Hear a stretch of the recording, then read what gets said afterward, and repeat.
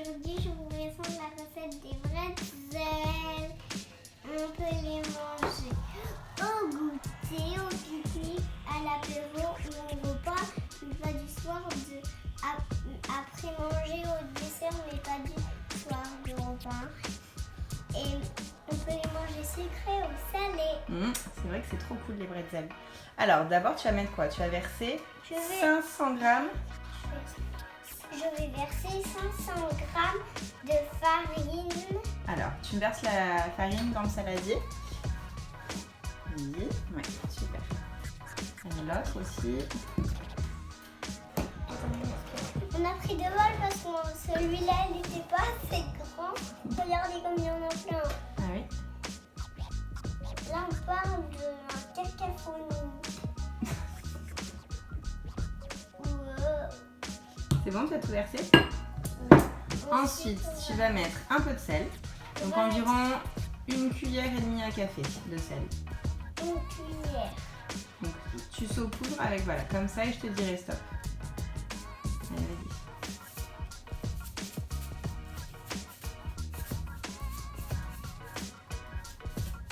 Ouais, tu peux y aller, ça fait pas très fort. Allez, je pense que c'est bon. Ensuite, tu vas mettre... Qu'est-ce que tu vas mettre? Je vais mettre... C'est quoi ça? Tu te rappelles? De la levure boulangère. Je vais verser de la levure boulangère. 10 grammes. 10 grammes. Essaye de l'effriter avec tes doigts. D'accord. On mélangera ça après. Ensuite, que vas-tu mettre, Miss? Regarde, passe-moi. Ça, je vais l'enlever. Voilà. Allez, que vas-tu mettre? Après, je vais mettre du beurre. Combien? Tu te rappelles? 30 grammes. 30 grammes. Allez, vas-y. Regarde. Elles sont très collantes. Super. Et Et ensuite, tu vas verser 30 centilitres de lait. Ça fait combien? Tout? Alors, tu en laisseras juste un fond parce que j'en ai mis un peu beaucoup. Vas-y, vas-y, je te dirai stop. Voilà.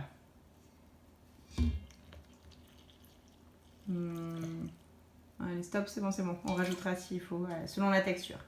Maintenant, on va pétrir la pâte et ensuite, on la laissera reposer pendant... On va mélanger. Combien de temps on la laissera reposer, tu te rappelles? 1 heure. 1h30. 1h30. Sous un torchon. Allez, c'est parti, on va la pétrir. On l'a bien pétri et voilà le travail. Fais voir. Ouais. Pas mal, hein? Pas mal. Là, donc là, on la laisse reposer. Combien de temps, tu te rappelles? Un quart d'heure. Mais non, Lise, 1h30. Allez. 1h30. Sous un torchon, au chaud. Voilà, au bout d'1h30, ma pâte a levé. Donc là, je vais l'étaler. Et je vais la découper, la détailler en 10 morceaux. Donc soit j'essaie de façonner des bretzels, soit en espèces de petites baguettes. Et pendant ce temps-là, donc je suis en train de faire bouillir 1,5 litre d'eau avec 40 g de bicarbonate de soude alimentaire et 2 cuillères à café de sel. Voilà. Voilà, donc j'ai façonné j'ai tenté de forme de bretzel. Et voilà, il y a les autres de forme plus traditionnelle.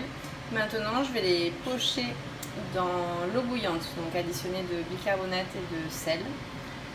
Et je les sortirai quand ils remonteront à la surface. Et ensuite, donc pendant ce temps-là, mon four préchauffe à 200 degrés. Et ensuite, je les ferai cuire avec du gros sel une fois que je les aurai entaillés pendant 15 minutes. En fait, c'est hyper rapide, hein, le fait que ça remonte. C'est vraiment l'histoire de quelques secondes. Voilà, donc là, je les ai mis sur une plaque recouverte de papier sulfurisé.